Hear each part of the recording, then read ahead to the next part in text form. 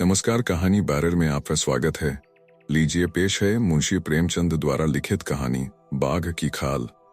रांची से लेकर चक्रधरपुर तक घना जंगल है। उसकी लंबाई कोई 75 मील होगी। इस जंगल में तरह तरह के जानवर रहते हैं, उनमें बाघ सबसे खौफनाक होता है। कई साल हुए मेरा एक दोस्त और मैं रांची के एक दफ्तर में काम करते थे। हम दोनों चक्रधरपुर के रहने वाले थे। जब दफ्तर में छुट्टियां हो जाती तो हम दोनों घर चले जाते थे। वहां रेलवे लाइन है, एक मोटर बस चला करती है। एक बार हम दोनों को एक बड़े जरूरी काम से घर जाना पड़ा। संयोग से उस दिन मोटर बस भी न मिली। आखिर यह तय किया कि पैरगाड़ी पर चलें। हिसाब लगाकर देखा कि अगर बीच में कहीं न ठहरें तो 9-10 घंटों में पहुंच जाएंगे। आखिर कुछ खाने पीने का सामान लेकर हम दोनों साइकिल पर सवार होकर शाम को 6 बजे निकल खड़े हुए। उजाली रात थी। मील भर जाने के बाद चांद निकल आया। आसपास की पहाड़ियां दिखाई देने लगीं। चारों ओर सन्नाटा छाया हुआ था और उस सन्नाटे को चीरती हुई हमारी साइकिलें सनसन चली जा रही थीं। थोड़ी थोड़ी दूर पर जंगली आदमियों की बस्तियां मिल जाती थीं। उनकी झोपड़ियों से ढोल झोर बांसुरी की मीठी मीठी आवाजें आ जाती थीं। दम दोनों इस दृश्य का आनंद उठाते चले जा रहे थे। अचानक मेरे दोस्त को कै आ गई और वह साइकिल पर से गिर पड़ा। उसका यह हाल देखकर मेरी जान सूख गई।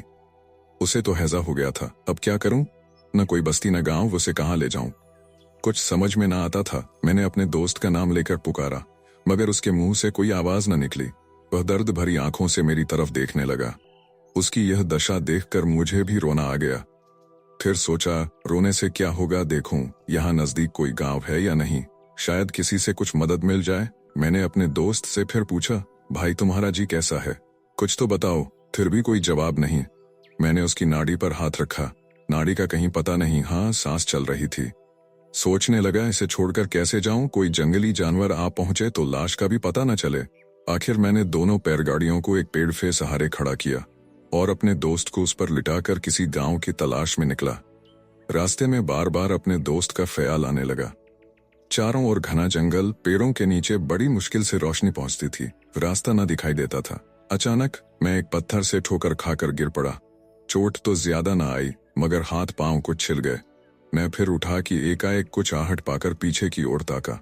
क्या देखता हूं कि कोई 15 गज की दूरी पर एक बाघ खड़ा है। मेरे होश उड़ गए। ऐसा जान पड़ा जैसे बदन में खून नहीं है।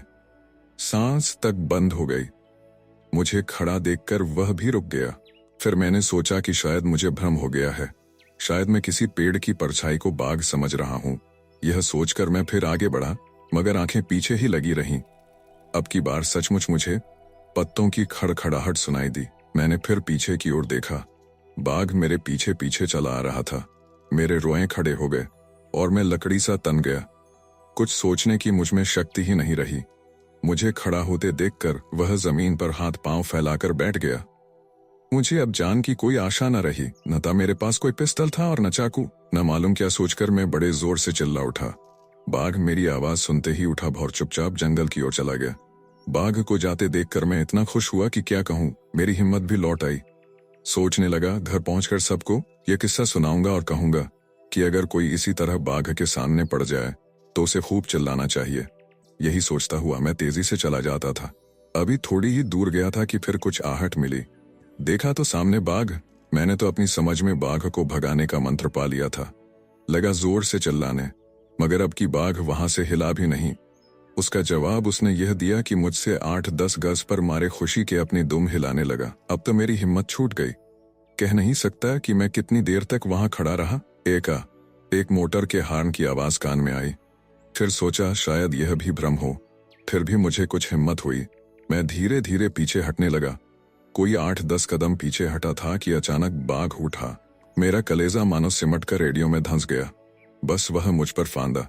मैंने झट आंखें बंद कर लीं और दोनों हाथों से सिर पकड़ लिया, मगर बाघ मुझ पर फांदा नहीं, बल्कि जितनी दूर मैं पीछे हट गया था उतना ही वह आगे बढ़ आया और फिर बैठ गया। फिर हॉर्न की आवाज सुनाई दी। शायद कोई लारी रांची से आ रही थी। फिर मुझे होश नहीं कि क्या हुआ। सिर्फ इतना याद है कि मैं एक मर्तबा बड़े जोर से चिल्लाया था, मार डाला, मार। जब मुझे होश आया तो मैंने देखा कि मेरा सिर किसी की जांघ पर रखा हुआ है और आसपास कई आदमी खड़े हैं। मेरा दोस्त भी वहीं बैठा हुआ है। मैंने उनसे थोड़ा पानी मांगा। उन्होंने मुझे गर्म दूध निकाल कर पिलाया। बाद को मुझे मालूम हुआ कि यह साहब इंजीनियर थे। अपने 3-4 दोस्तों के साथ टाटानगर जा रहे थे। रास्ते में उन्हें दिखाई दिया कि पक पेड़ के नीचे 2 आंखें सी चमक रही हैं। उन्होंने बाघ समझकर बंदूक उठाई। अचानक उस पर मोटर की रोशनी पड़ते ही उन्होंने देखा कि वह आंखें नहीं हैं, बल्कि 2 पैरगाड़ियों की बत्तियां जल रही हैं। उन्होंने फौरन मोटर रोक लिया और उतरकर पेड़ के नीचे आए तो देखा कि एक आदमी बेहोश पड़ा हुआ है। उनके पास कुछ दवाएं थीं। दवाएं पिलाने से उस आदमी की हालत कुछ संभल गई।